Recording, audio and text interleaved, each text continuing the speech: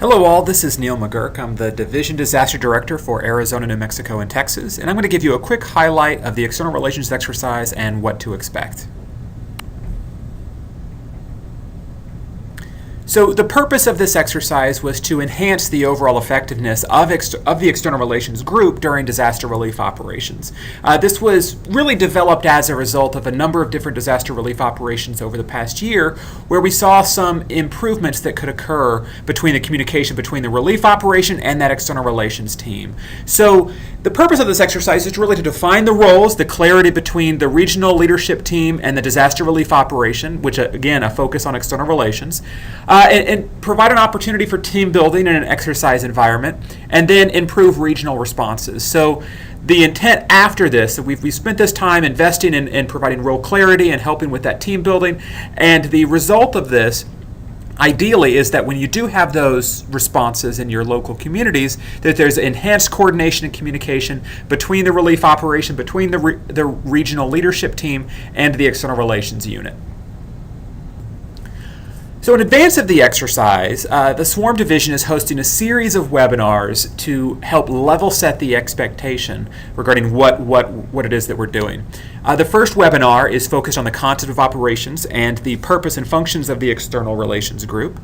The second webinar is really focused on that relationship between local leadership, so the executive director, your regional volunteer services officer, and the DRO leadership itself. And the goal there is by really exploring that relationship that will increase situational awareness and be more effective within the operation. And then the third webinar is we're really talking about the exercise itself. We're going to go into in-depth about what it is, how it functions, and those types of things. But now as we go on to the next slides, I'm really going to talk to you very briefly about what to expect during the exercise. So the first portion of the exercise is what we call a virtual exercise. It's a minimal time commitment, but it helps set the stage for when we do that live in-person exercise.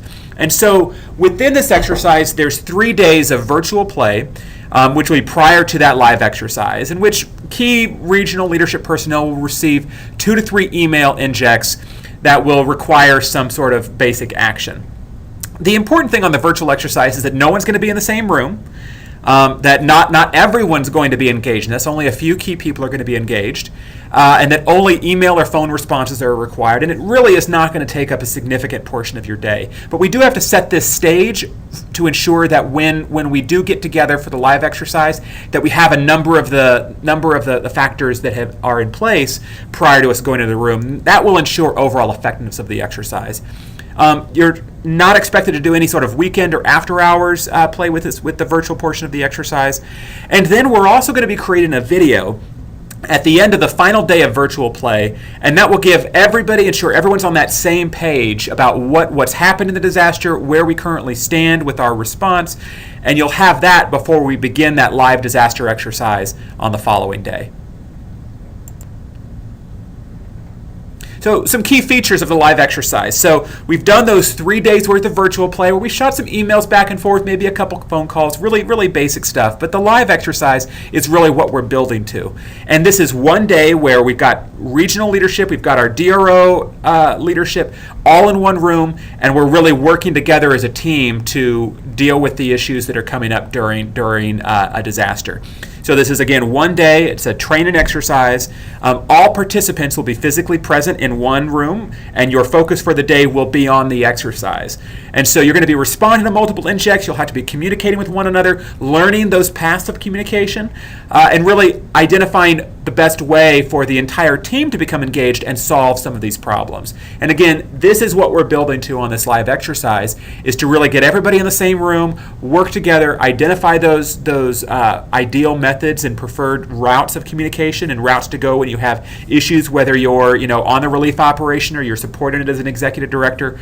This is the purpose of the exercise, is to ensure that everyone's there, that you get trained all in one room together, and that you leave the exercise feeling more confident that when a disaster happens in your community and you may not be physically assigned to the operation, you will have a way and know how to integrate in that operation and communicate with those who are working to ensure that we are operating together as one Red Cross team.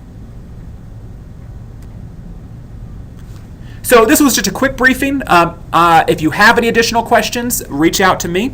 I'm Neil McGurk, again, the Division Disaster Director for Arizona, New Mexico, and Texas. You've got my email here. You can reach out with any questions that you have about the exercise, and I will be happy to find an answer for you. Thank you.